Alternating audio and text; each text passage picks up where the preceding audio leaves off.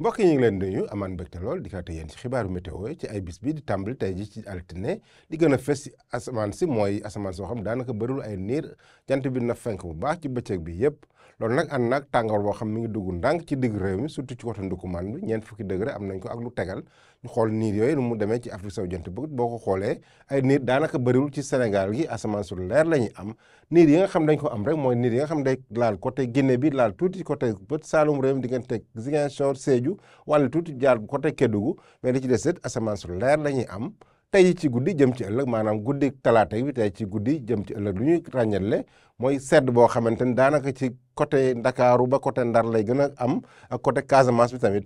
fukki degré juróom-ñeent ñu am ko Ndakaaru fukki degré juróom-ñeent tam ñu am ko Ziguinchor ñaar fukki degré ñu am ko Ndar mais bu ñu xoolee diggante Mbour jàpp Diourbel jàpp Linguère foofu ñaar fukki degré ñaar la ñu am ba ñaar fukki degré ñett ñaar fukki degré ñett yooyu sax nañ ko am diggante Matam ak fële ci Bakar ñaar fukki degré ñaar fukki degré ñett ñu am ko Tambacounda Kédougou am ñaar fukki degré ñaar ak sedd boo xam ne dina gën a ràññale bët Saalum réew mi ci guddi gi jàpp ci fajar gi ci talaata bi nag nu muy demee ci wàllu tàngooru bëccëg googu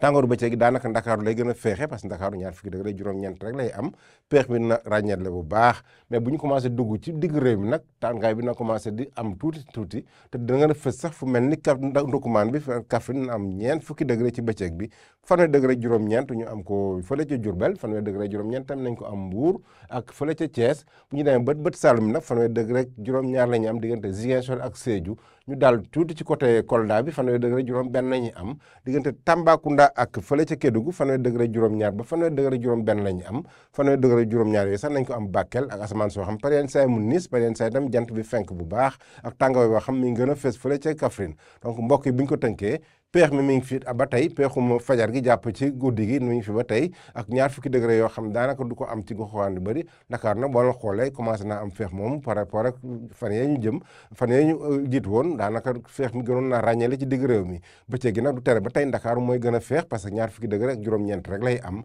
li ci des yëpp ay fanweer degré rek lu tegal la ñu am ndax Ndoukoumane bi dem ba ci ñeent fukki degré foofu mooy gën a tàng ci bëccëgu suba gi donc mbokk yi loolu lañu loon tey mais bu leen fàtte dem suñu plateforme pour ay information yoo xam ne nañ ko yeesalaat bu baax ñu leen jox dig daje ba suba ak jàmm wasalaam